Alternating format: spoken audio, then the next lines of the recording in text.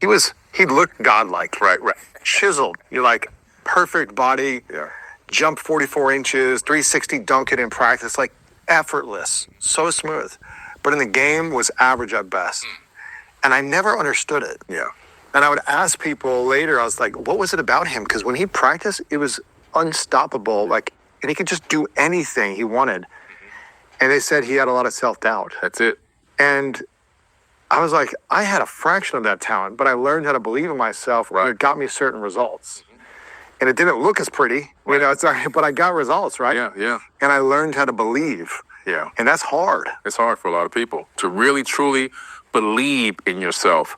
You have to have that to be elite. And if you want to be elite in anything, or you want to be the best you can be in anything, that belief has to be there. The second that doubt creeps in, it's like a virus that begins to take over your subconscious. And then it's like a deck of cards just crumbling. Over a period of time, within the exercise of that game or that event or whatever it is you're doing, you begin to feel weaker and weaker. It's like kryptonite just creeping in on you. And it all starts with your mind. It starts in the mind. It's one little doubt after another doubt after another doubt. See, this happened. Oh my God, this happened. And the next thing you know, it just crumbles. And you crumble on the inside. On the outside, you look like this Adonis. You look unstoppable. But on the inside, you've crumbled. So how can someone who has a pattern of falling into self-sabotage, how can they switch it off and get back into self-belief?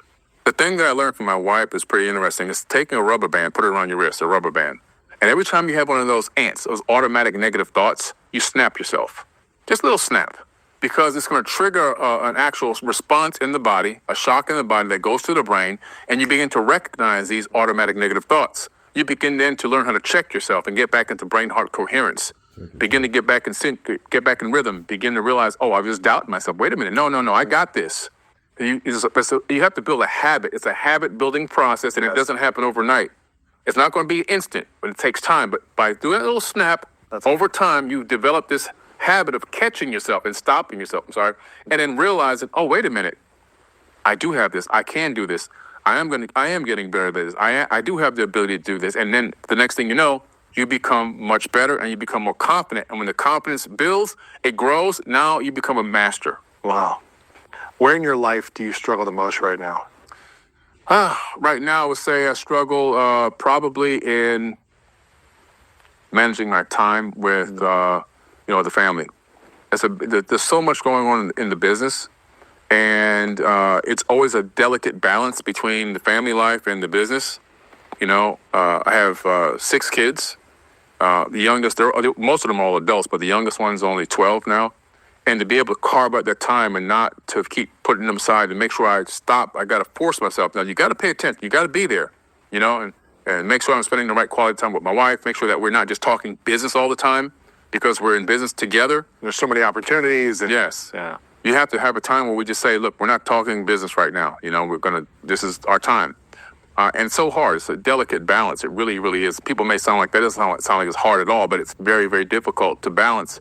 When you're riding a wave and you're trying to capture that wave and maximize everything on it, the momentum is there. You don't want to lose the momentum. And then at the same time, there's so many projects that we are a part of other than just that one thing. And then to be able to balance that with the family life. And so I'm learning. It's a process. I've gotten a lot better. But I still have more to go. It's a developing process within me. What have you learned about yourself through, because you've been married and divorced, correct? Yes, yeah. What have you learned about yourself through intimacy and relationships, marriage, divorce, and your inner world while you're in relationships? I've learned that being stoic, being secretive or quiet about what you're truly feeling and how you feel about a situation is horrible. One of the worst things you could do. Lack of communication and also poor communication helps to be the detriment to the relationship as well. So even though I had some bad experiences with some exes, I also played a part in that as well. I can't blame everything on everybody else because at the end of the day, you got to look in the mirror.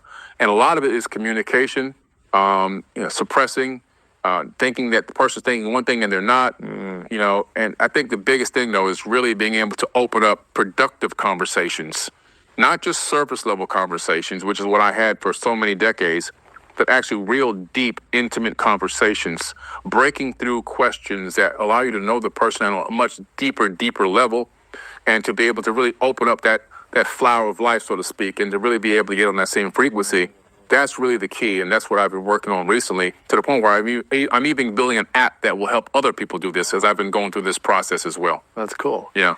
And you talk about forgiveness as being a powerful first step for people. Is there anything you haven't forgiven yourself for? You know, there are. And sometimes we think we've forgiven ourselves for almost everything. But I had so many traumas in my younger years. There's so many things locked away within inside of me. So I've been doing that inner work, you know, sitting with psychiatrists and people to help pull it back out. Sometimes you need a little bit of help, of somebody to help you go through a conversation to pull out, I forgot that even happened.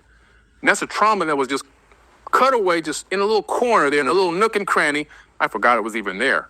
So it's this process of day by day, gradually taking time to talk, you know, with somebody you can trust, whether it's a therapist, a psychiatrist, your better half, to help extract some of this information from you, so you can realize, wow, I forgot about this. I gotta deal with this, you know.